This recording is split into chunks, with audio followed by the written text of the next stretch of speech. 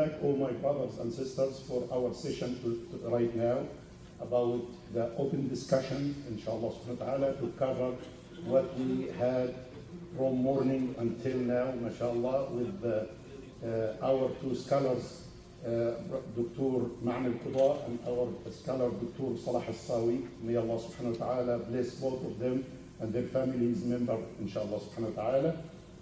Inshallah, we're going to start with the, like you know, all of you, inshallah, the rule is rule. We have to follow the rules, inshallah subhanahu wa ta'ala. Muslims should be restricted with the rules, especially the head of Muslim communities, mashallah, the religious leaders and the scholars, jazakumullahu khairan. We will start from right side, inshallah, and to left side, and the third one will be our sisters, you know, النساء شقائق الرجال كما أخبر حبيبنا محمد صلى الله عليه وسلم. To be fair for everybody, one side for the brother, the other side for the brothers also, and the third question will be from sister side, inshallah azza wa jal. Jazakumullahu khairan. We will start على بركة الله سبحانه وتعالى with the right side. Brother, you can ask your question, and within a minute and a half, inshallah subhanahu wa ta'ala. Assalamu alaikum. Alaykum assalam wa rahmatullah. If you can introduce yourself for your brothers, it will be great, bravely, and just ask your question right. Bakr Asaf from New York. Just briefly, the one comment on buying the home from a foreclosed bank who owns it. One just comment is to establish ownership, you can look at the owner of record. And a lot of times that will actually give you the bank who's actually paying taxes and liable if somebody fell and got hurt on that property during that period. A lot of times it's not as easy. Sometimes it's actually Fannie Mae and Freddie Mac who own it, who don't give loans. And so that winds up hurting a lot of us who are trying to buy it. Just a little comment there, that the owner of record will establish the liability for the person trying to buy. The question that I have is regarding refinancing.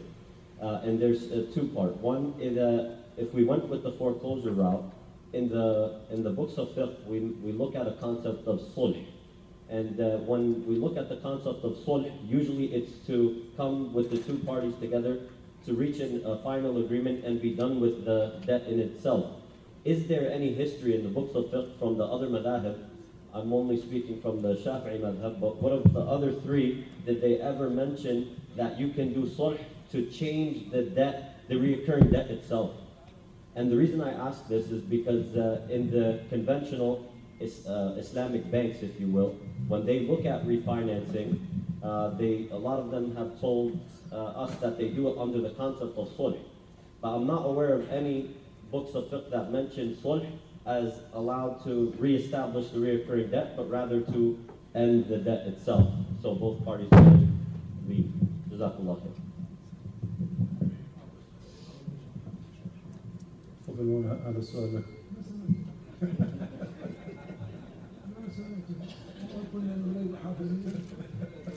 كان كلمت في العربي بس لكن ما شفت دكتور صلاح آسف. نعم. Dr. Ma'an will answer the question. I think if you mentioned two different things. The first one is the foreclosure scenario. And I do believe that there is a technical difference between the mortgage from a U.S. commercial law versus the traditional Islamic mortgage. وَإِن كُنتُمْ عَلَى سَفَرٍ وَلَمْ تَجِدُوا كَاتِبًا فَرِهَانٌ مَقْبُوضَةٌ. And I think that our Sheikh Dr. Salah already emphasized this point by saying that the mortgagee does not own the property. He just enforces the sale of the property to secure his own fund or to get his money back. My understanding is that according again to the U.S. commercial law, once the foreclosure is executed, then the home buyer is not the owner anymore. So the bank actually is repossessing the property again. So it is completely legally, administratively, financially, it is 100% owned by the bank. And that's why I believe that buying foreclosed property from the owning bank is still permissible, because actually someone with the name of Bank of America, okay, for example, is selling a house, versus having John Smith and someone owns the house and just sells it. And instead of buying it from a corporate individual, you buy it from a real individual. It doesn't make any difference. The other thing you raised is the financial settlement, which is a sulh. A sulh actually, when there is a financial dispute between two different contracting parties, each one of them actually is allowed, is permitted to compromise a little bit, to come to a halfway between them. Okay?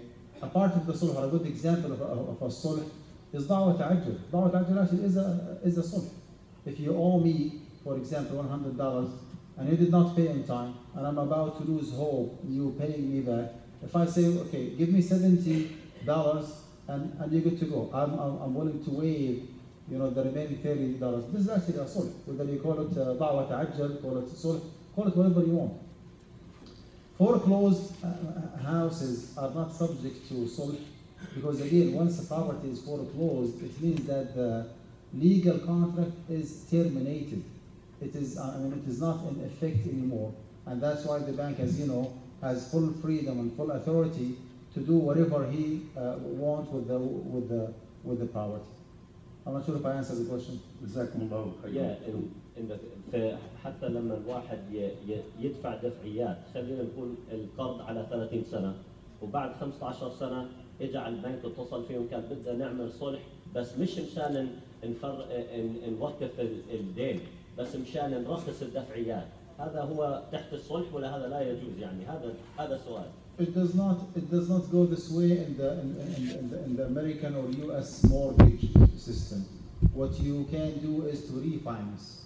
If you refinance with the same mortgage company, with an Islamic or conventional one, it means that you modify the existing contract. Maybe you get a better deal, maybe you get more equity because of the appreciation of the market value of the house. Maybe whatever the benefit might be, but you are not re-establishing a new contract. You just modify the existing contract. Wallahu a'lam. Jazakumullahu khairan. The message is very clear. The next slide, inshallah, brother, introduce yourself and say your question. No, Omar, I have two questions. The first is regarding lease. Talked about commercial lease. What are the applications to residential lease? And some specific examples I had in mind is if you have a house for rent and you get, for example, an unmarried couple or even a gay couple, or for example, somebody wants to live with his dog, etc. So what are some applications there? Jazakumullahu khairan.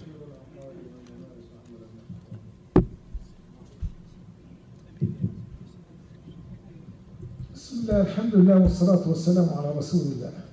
لقد تحدثنا عن هذه المسألة في الصباح، ثم نقلنا فتاوى عن مرجعيات شرعية للمؤسسات الإسلامية.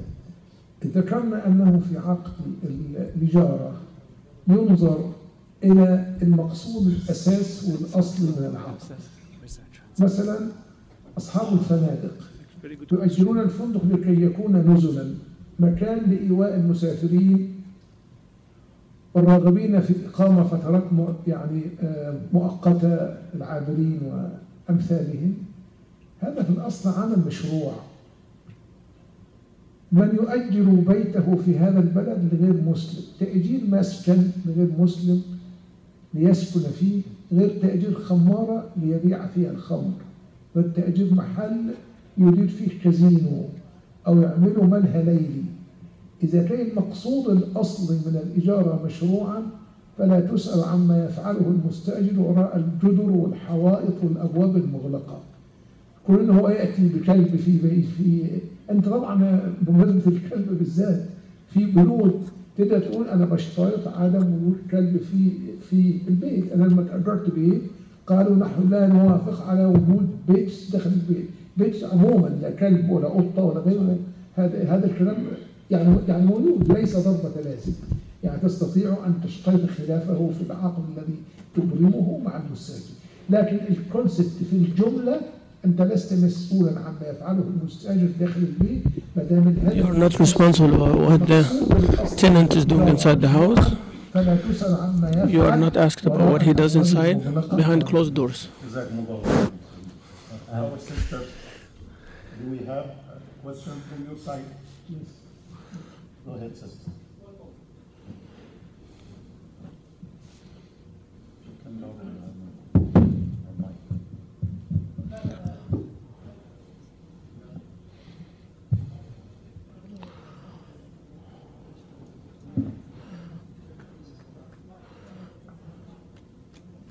Assalamu alaikum. My name is Nadia Mabrakis from San Antonio. My question is about real estate investment trusts, or REITs, which, as you I'm sure know, are securities traded on exchanges that are real estate properties that companies manage, and then you can buy a portion of that, similar to a share on a company. So my question is not about whether or not that investment is halal, because that's part of the conversation for tomorrow, and of course you have to look at various ratios that IOFI has put out, and most REITs are heavily levered and therefore not halal. But my question is not about that. Let's assume that from the ratios perspective and the analysis on the investment, that it is halal. How can you can't guarantee, for example, a public storage company that sells storage units for people to keep their extra furniture or boxes in if they don't have room at their house. You can't guarantee that they're not selling a storage unit to, say, a liquor company or an office REIT that might lease an office space to a company that manages gambling. So what's the ruling there about whether or not you can invest in those REITs given the potential of their tenants? If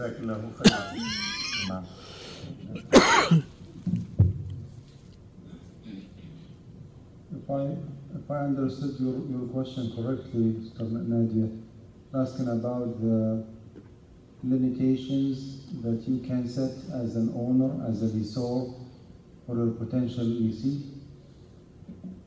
Yes, but if you are just buying one share of this much larger real estate investment trust company, you're just one minor shareholder among a ton of others, and you're not going to have any say in that, but you're still an owner.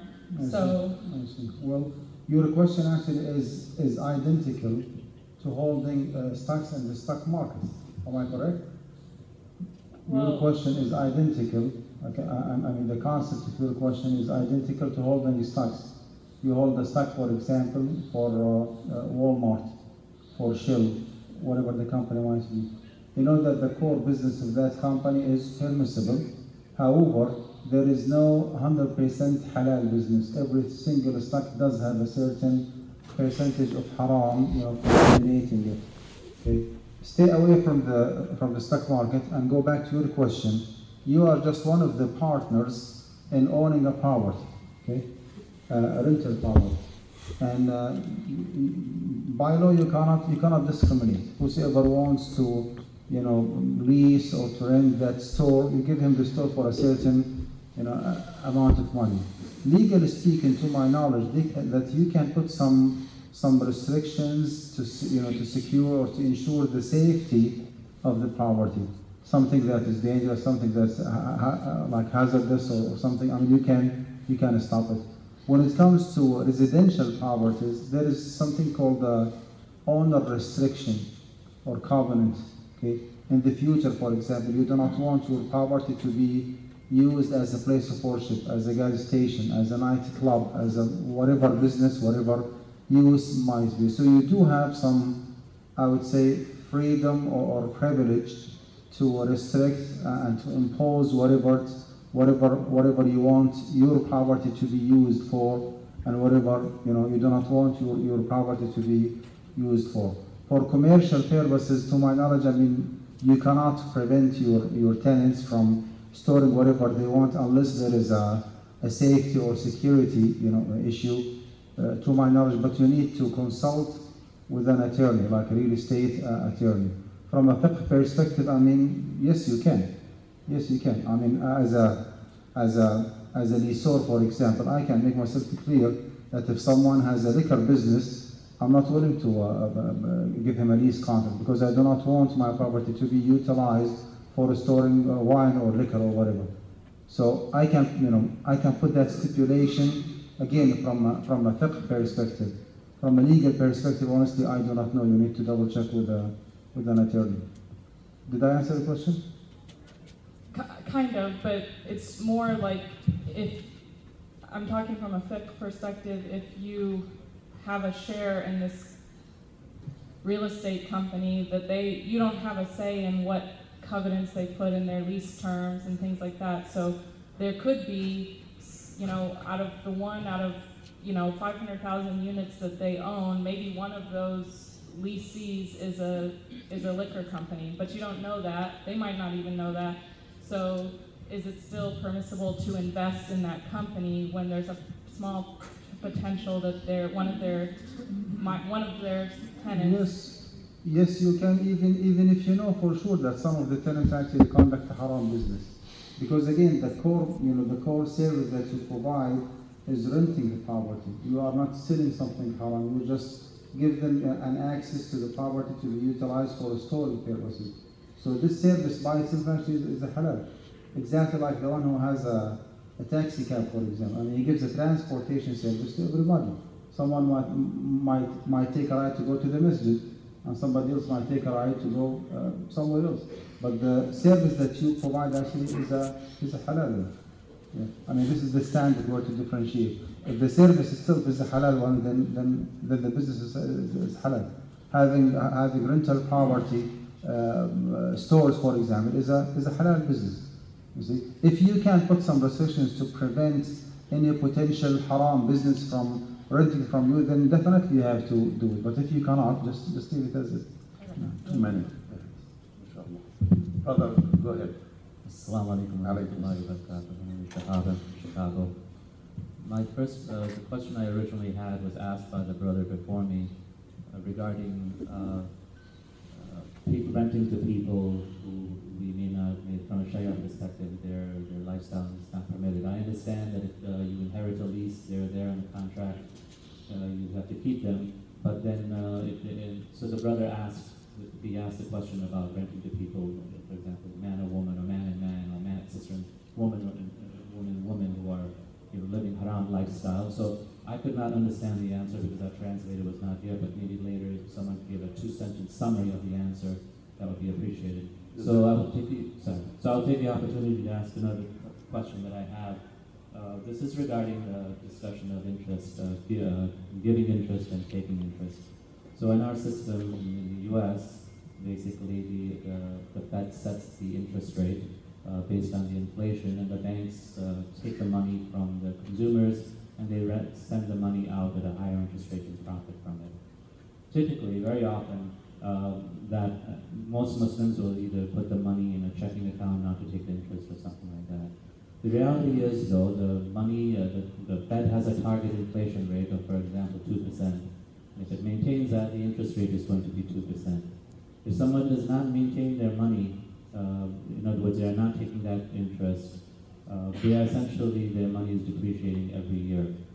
I've heard some scholars give the opinion that it is permitted that you can, if it is basically adjusting for the depreciation of the cash, that is permitted. For example, T-bills, they pay the interest rate based on the inflation rate. So the first question is, in your opinion, is this permitted?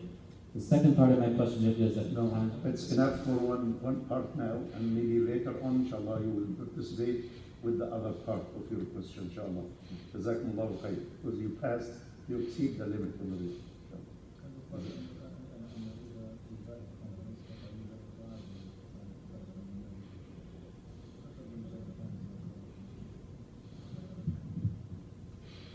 ايش ملخص السؤال؟ يعني قبل هذا كان عندنا سؤال يقول هاي سمري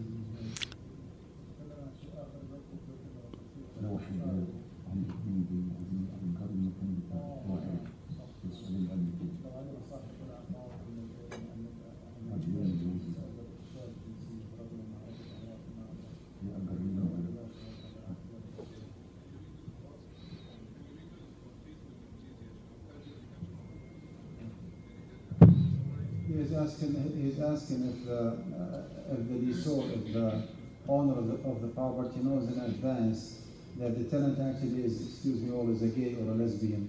Is it okay for him to proceed with the lease contract? That's the question. Not just that, but also man and woman who are not married also.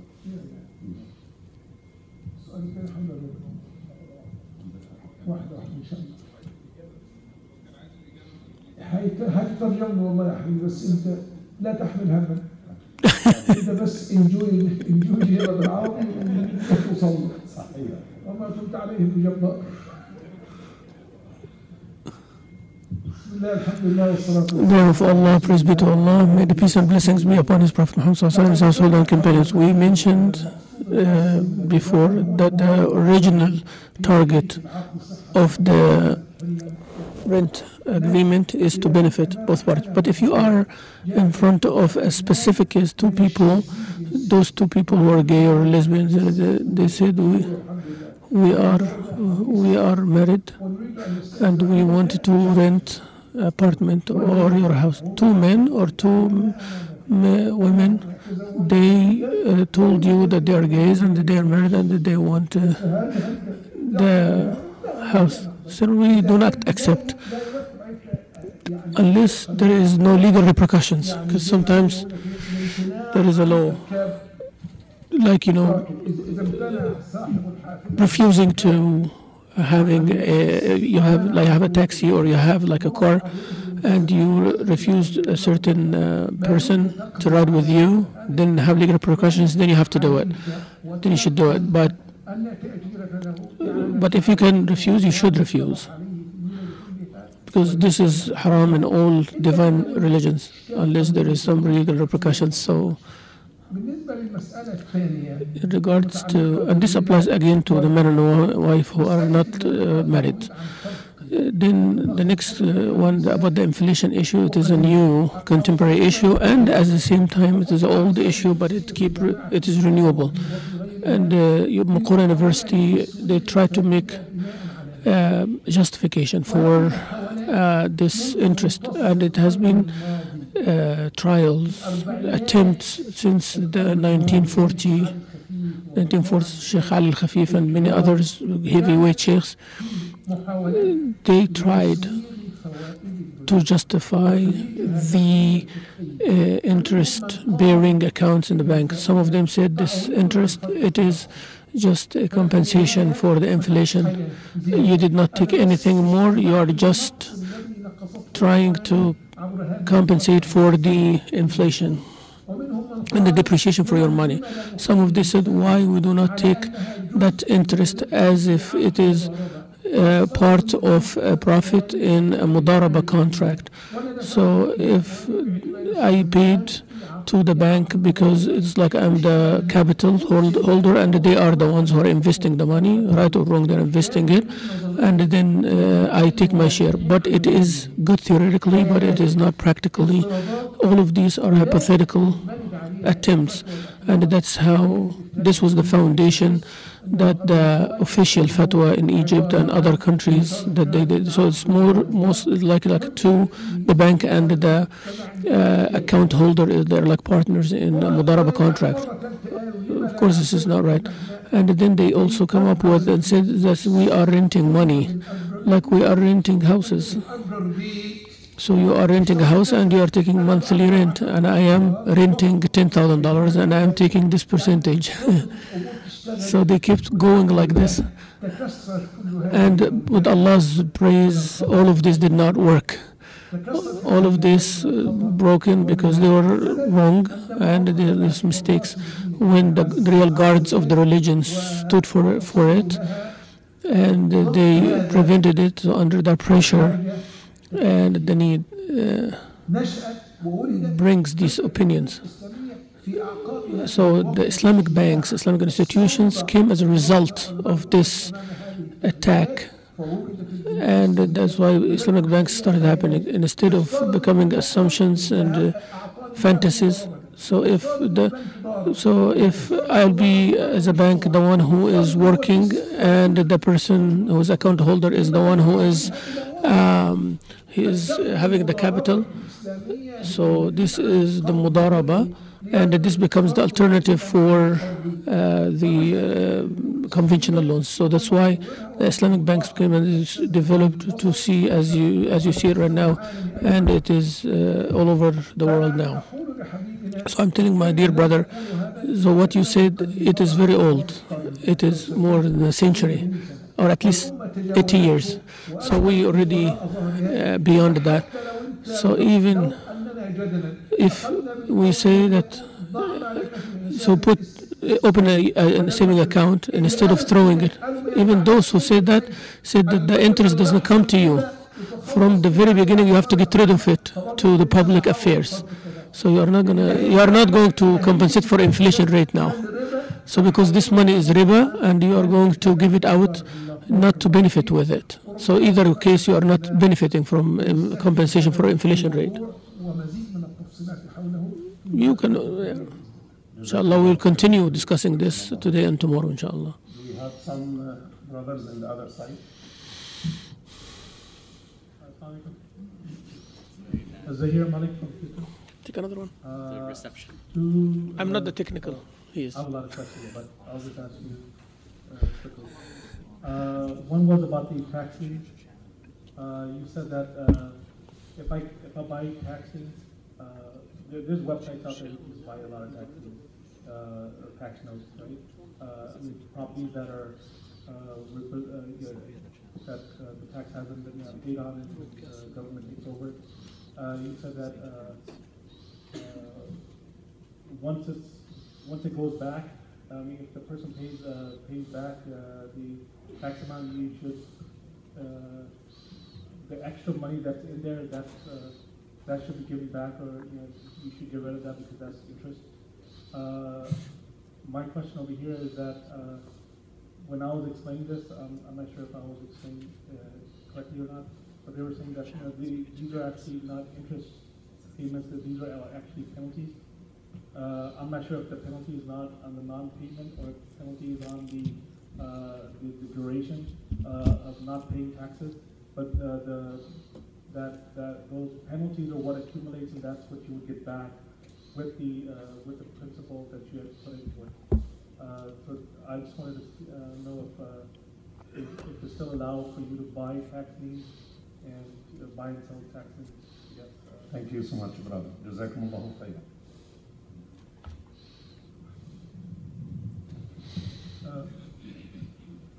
Before I answer this question, actually, I just want to go back to the practice of the people of Al-Jahiliyyah, even after the prophethood of Muhammad ﷺ, where people used to lend one another.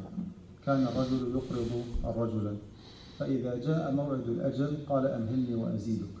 People used to lend one another interest-free loan. Upon the maturity of the loan, the borrower would approach the lender by saying, أمهلني وأزيدك. Give me more time and I will pay more. Okay? According to Imam Malik in his Muwatta, there is another approach. فإذا جاء الأجل قال إما أن تقضي وإما أن تربي. Now the lender would be approaching the borrower by saying, listen, the loan is due. You either pay me now with zero consequence, or otherwise if you want more time, then you need to pay me more. فأنزل الله سبحانه وتعالى يا أيها الذين آمنوا اتقوا الله وذروا ما بقي من الربا إن كنتم مؤمنين. The ayah that is well known for everybody, where Allah subhanahu wa ta'ala permanently until the day of judgment prohibited interest. My emphasis here is that people used to lend one another interest-free loan, and actually the interest was introduced later on to the loan, yet it has been prohibited by Allah Azza wa Jal. What does this introduction have to do with our discussion? Okay. It is well established that al-qurud laha hukm al-diyun. Al-qurud or al-diyun laha hukm al-qurud. Debts are equivalent to loans. Now, in this particular scenario, you paid, let's say, for example, for the tax note, you paid $10,000 with the intention that you want to buy the property. Who is the holder of the money? The county or the city or the government or the state or whatever. They hold the money for a certain period of time, 6 months, all the way up to 2 years, right? Now, are they supposed to pay you back if the transaction did not go through or not? So they owe you the amount, am I correct? So always you need to reinterpret the transaction from a fiqh perspective. okay, they owe you, or the county owes you a certain amount of money. They have to pay you back anyway because the transaction did not go through. If they pay you an interest, riba, as a courtesy, they do not have by law to pay you, but they do it, as a courtesy, you can take it. But unfortunately, it's not the case. By law, they have to do their own calculation and pay you interest. If someone released from jail, for example, on we call it bail, right? You pay $5,000 and you get, out of jail. Once your case is dismissed, okay, the court itself has to pay you back, the bail itself, 5,000, for example, plus interest. By law, they have to pay you. Because this is, something that is binding, then it is prohibited. However, there is another approach that I always, just narrate and say for diversity purposes, but I do not believe in it, that you did not make that decision. You did not, you did not even ask for interest. You did not expect it. It has been given to you, okay? If that is the case, then you can take it. Well, I do believe that there is some soundness behind this opinion, but I would rather just stay away from it and say that the county owes you money. Take your principle, لكم رؤوس أموالكم لا تظلمون ولا تظلمون. Anything that is paid on top of that is interpreted as interest and thus has to be getting rid of or disposed. Wallahu a'lam. Jazakumullahu khairan. We will have one or two more questions, inshallah, and we will conclude our session. One from sisters. Assalamu alaikum, Najida from Houston. I'm just going to phrase my question in Arabic and in English. In Arabic, the question would be stated as ما هي التحديات. Please switch to the red channel. Everybody, please switch to the red channel. Switch to the red channel. Islamic banking اللي هو البنوك الإسلامية. Islamic banking. In English, what are the challenges and gaps? Gaps also means like فجوات. Switch to red channel. Switch to red channel. Switch to red channel. As far as I know, red channel. Red channel. Red channel. أو عامة الناس, they are very hesitant to participate. Please, everybody, switch to red channel if you did not do so. So this question is to Dr. Salah and Dr. Mine. جزاك الله خيرا. الصعوبات التي تواجه البنوك الإسلامية. The difficulties facing the Islamic banks. ما شاء الله. بسم الله الحمد لله والصلاة والسلام على رسول الله وعلى آله. Switch to red channel if you did not do so. نقطة البداية في فهم هذه. The beginning to understand this issue, أن تعلم أن السياسة والاقتصاد. to know that economy and politics, they are السياسة والاقتصاد. two different faces for the same coin. إذا كانت السياسة علمانية. If the politics is secular altogether and it's capitalism, there's no way that the economy would not be as such. وبالتالي الاقتصاد. Henceforth, the Islamic economy, لا شك أنها تسبح ضد التيار. they are swimming against the currents, and they are carving their way with their nails in the rocks. So there are lots of legal hurdles and problems, and we all understand that, and we have to work as a team. Now I'm just trying to use this opportunity that we are not challenging the financial institutions to Islamic companies. We are not against them. We love them. We care about them. We are eager to make them succeed with all we have, all possible, because their success represents a way of da'wah and giving argument against those disobeying Allah. When you have a good company Islamic company to people, it is a representation of the Islamic Sharia and the possibility of applying Islam. When you have a Muslim community living Islam, it's a proof that people can live their Islam anywhere, living a successful life without any problems. without any sharp issues, without any problems, challenges facing them. And they are still connected to the Sharia, and they can live their life in modern life. So I'm emphasizing that some of our brothers in Muslim financial institutions, they are with us here. We are with you, we are among you.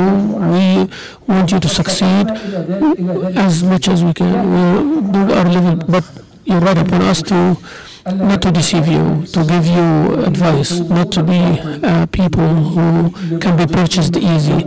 And we do not want to be the ones who are justifying wrong to you because we are harming you.